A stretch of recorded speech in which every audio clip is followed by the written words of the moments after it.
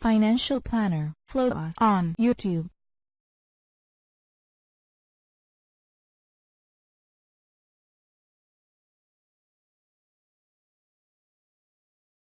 Alasdair, thank you so much for joining us today. That's my pleasure. All right. Now, I'd first like to discuss one of your recent articles. You were talking about how the Fed is wanting to unwind QE and how this, you were saying you're not really sure how they're going to be able to do this. You're saying that the Fed wants to prepare for the next crisis, and the only way they can do that is if they have interest rates to lower. Interest rates are already so low right now that they can't really lower them too much more. So they want to raise interest rates so then when another crisis hits, they can lower them. And also, they've expanded their balance sheet so much that they won't want to expand their balance sheet more, so they want to reduce their balance sheet or unwind QE, basically reverse printing money. So did you want to expand a little bit on this and how you think this really won't work right now? Well, I think you've sort of more or less said why it won't work. I mean, it is such a contradiction. The idea basically, I think, is that as the US economy recovers, the Fed will unwind its balance sheet. And it'll do that in two ways. The first thing that it'll do is as maturing bonds, and particularly, I guess, mortgage debt, as that matures, then they won't replace it, if you like, with other debt. So that's one way in which it runs down. The other way in which it runs down is if they actually sell assets into the market. And the other side of that is that they would sell the assets to someone through a bank. And the effect on the other side of the Fed's balance sheet is to reduce the level of reserves held by that bank, so that the bank reserves are going down at the same time as the asset side of the Fed's balance sheet is being reduced. So now, if the economy is recovering, then basically what we would be seeing is an expansion in bank lending at the same time. And as you get the expansion of bank lending, what happens is that banks they increase their lending basically by selling down assets on their balance sheets, which they've held as an alternative to lending. Now, remember that the reason that they've got a whole load of government debt on their balance sheet is they are frightened to lend. They see too much risk in lending. So if the situation changes and the banks suddenly begin to see that there is less risk in lending, what do? They sell down their bonds. So we have got yields rising on government bonds at exactly the same time as the Fed is trying to reduce its balance sheet by dumping bonds on the market. Come on, this is crazy. I can't see really how practically the Fed can reduce its balance sheet. And the other side of Fed policy is to normalize interest rates. Now, no one, let alone the Fed, knows what normalized interest rates are. Where should they be? Should it be 3%, 4%, 5%? Do you look at the rate of inflation, which is 2%, and add 3% and say it should be 5%? Probably not, because by my calculations, I think that if the Fed fund rate rises through 2%, and probably in excess of 2.5%, that would be enough probably to trigger the next credit crisis, because the amount of debt that has accumulated since the last credit crisis, which was in 2008, is so enormous that it's actually driven down the level of nominal interest rates that would trigger the next credit crisis. So the Fed, I think, it talks about normalizing interest rates. They actually haven't got a clue what they're doing. And I think we ought to bear that in mind as the Fed tries to struggle its way through to some sort of future. But at the moment, I don't see they're in any hurry to normalize interest rates, because there's not a lot of sign of the US economy growing or progressing from where it is. Other economies are doing fine. The global growth story is actually all about China and what she's doing in Asia with Russia. It's got nothing to do with America. America has been frozen out of it. We see the UK economy is going like a train. We're selling services into China. The European economy, the EU economy, is also beginning to pick up quite nicely. The Japanese economy has had, 4 or 5 quarters of, sort of quite reasonable growth. So you can see the rest of the world is actually growing, but it's back on the China story from which America is excluded. So America has got this nasty problem, I think, as far as the Fed is concerned. There isn't much economic growth. You've got relatively full employment on the figures, but the figures, as we know, are no more than estimates. I'm talking about the unemployment figures. But you've also got a weakening dollar. So the effect of commodity prices being driven up by predominantly Asian demand for infrastructure building, is likely to leave America with its weak currency, with higher commodity prices, a stagnant economy. Put those two together and you get the old portmanteau word, stagflation. Right. And getting back to, what the Fed wants to do with reverse QE or unwinding QE, you've talked about how this is really putting the cart before the horse, because you say that demand for bank credit must increase strongly enough to encourage commercial banks to withdraw funds from the Fed. But really, if the Fed is trying to increase interest rates while hoping that people want to take out a bunch of loans, that doesn't really make any sense. No, it doesn't, because, again, as I was saying earlier, the Fed is trying to reduce its balance sheet at the same time as the commercial banks are trying to increase their bank lending. So what it does is it drives down the prices of bonds, because the way in which bank lending increases, certainly in the initial stages, is the commercial banks basically sell off their US government bonds at the same time as the Fed is trying to reduce its overall bond holdings. So what happens basically is that bond yields start rising really quite sharply. This is a disaster really waiting to happen. And also, of course, the other thing is that this rise in interest rates is also occurring ahead of negotiations for an increase in the debt ceiling. Now, when it comes to what the Fed will do, what is your opinion? Do you think they'll actually try to continue to raise interest rates and unwind QE? And what do you think the effect of this would be? Well, I think that is on their wish list, but I really can't see practically how they can do it. It's a wish expressed by the Fed. This is what we want to do. And I think that's where it's going to stay. I really cannot see how they can do it without crashing the government bond market, the US Treasury market. And of course, they're not going to want to do that, which basically means that they have to sit in their hands. So where do you see the Fed's actions going from here, and where do you see the US economy going from here? Well, I think the Fed's actions are likely to be pretty limited. They want to raise interest rates again. I can completely understand why, because inflation is sort of, I know it's had a dip recently, but it's likely to pick up again and go through that 2%, I guess, later on in this year.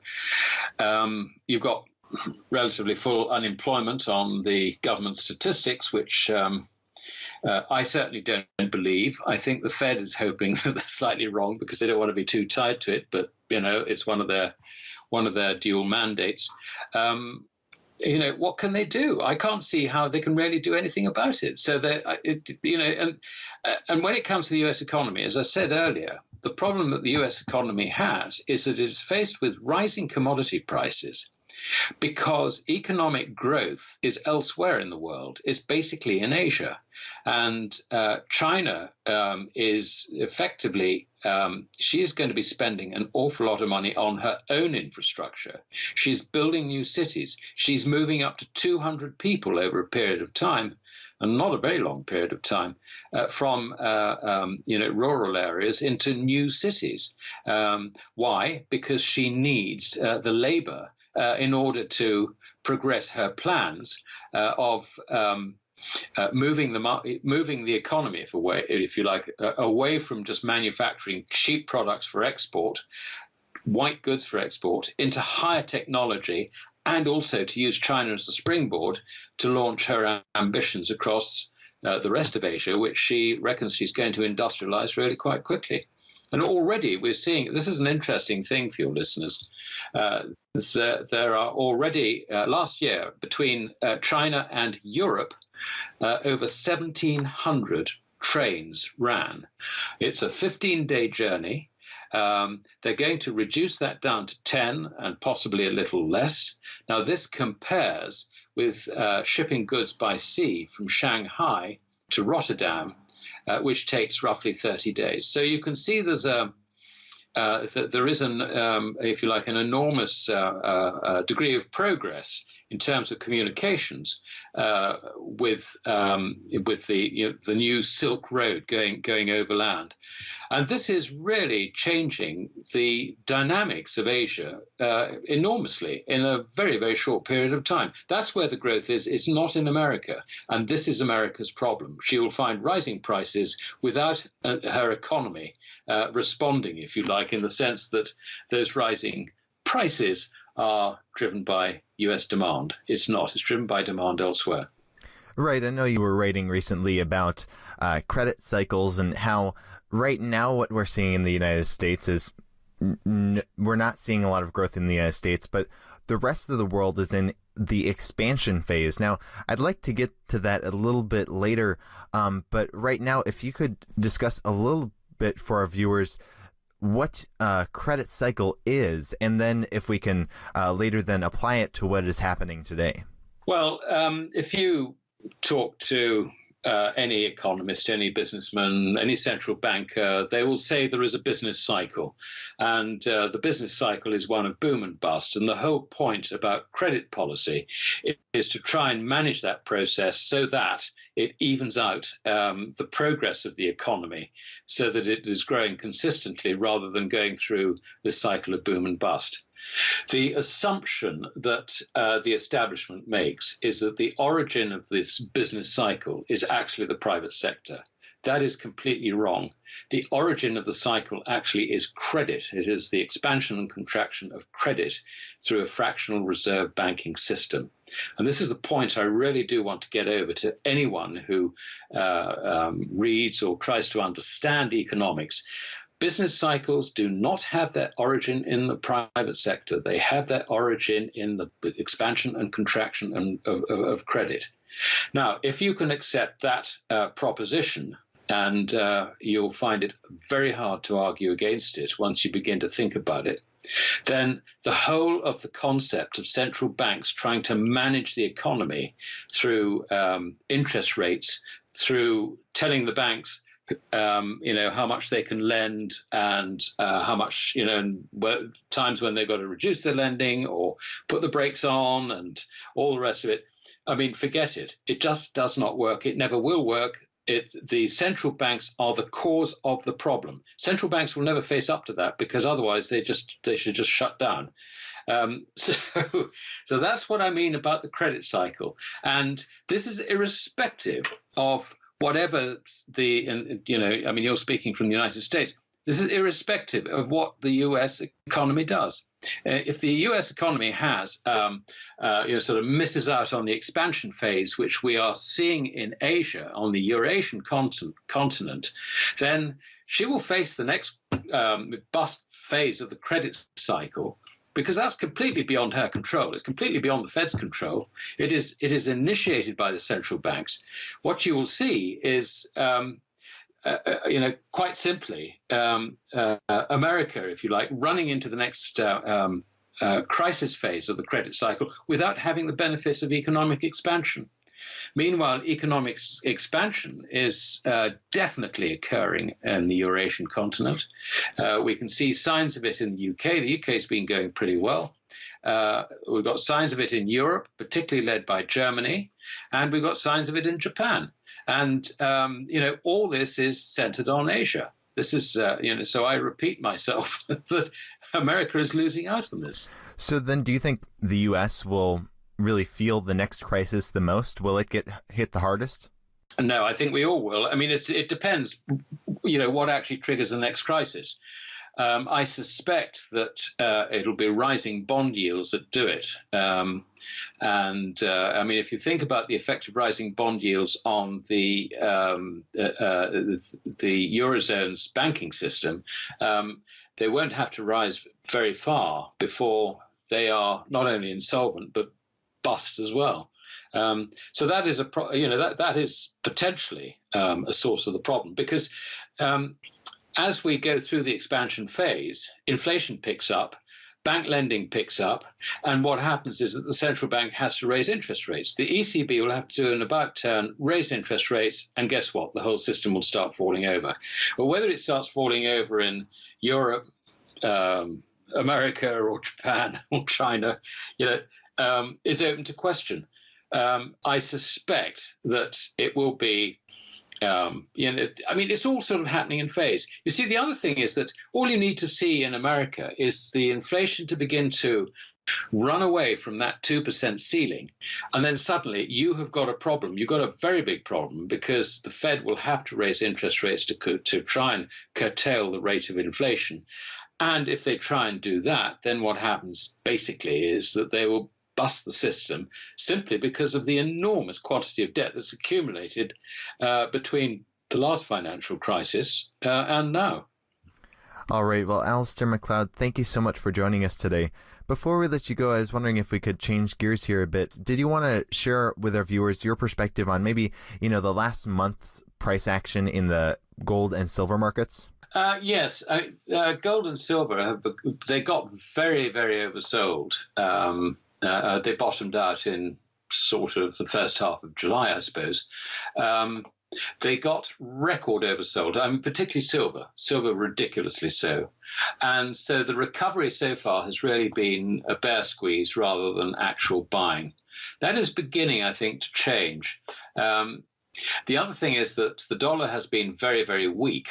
And despite the dollar weakness, precious metals have weakened as well. So if, for example, you look at the price of gold in euros, you can see that it's currently priced at about 1,070. In July, it bottomed out at around about 1,060. So it's hardly risen at all. The rise in gold has, if you like, been fueled as much as anything by a weak dollar. Over the last few days, we've had a slight reversal of that. The dollar has stopped falling for the moment, but I can't see any reason why there should be a long-lasting recovery in the dollar. And on that basis alone, I would have thought that gold has got potential to go higher, and silver for that matter.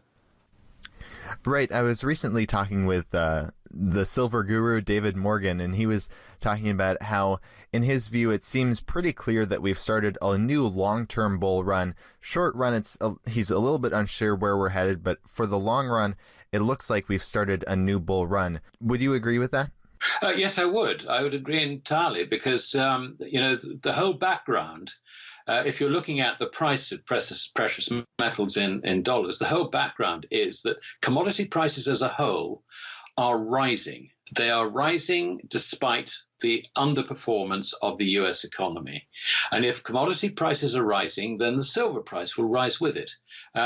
So I can see what David's saying is absolutely right. I mean, I think we're always right to be slightly cautious about, when it's going to take off and all the rest of it. But I can't see any reason really why silver should go lower, particularly given that I think that the purchasing power of the dollar is on its way down. I think there are huge quantities of dollars in non-US hands, which are likely to be sold for foreign currencies. I can't see why anyone would want to hold the dollar at this juncture. And on that basis, precious metals, I think, probably have bottomed out now, and I think have the potential to have a pretty good run. All right. Well, Alasdair MacLeod, once again, thank you so much for your time. And where can people find you if they're interested in learning more? At goldmoney.com, and there's a drop-down menu on research. I write weekly an insight article, and that's published on Thursdays, sort of midday, I suppose, Eastern time. And I also do a market report if people are interested in precious metals, which is published on the Friday. I actually complete that report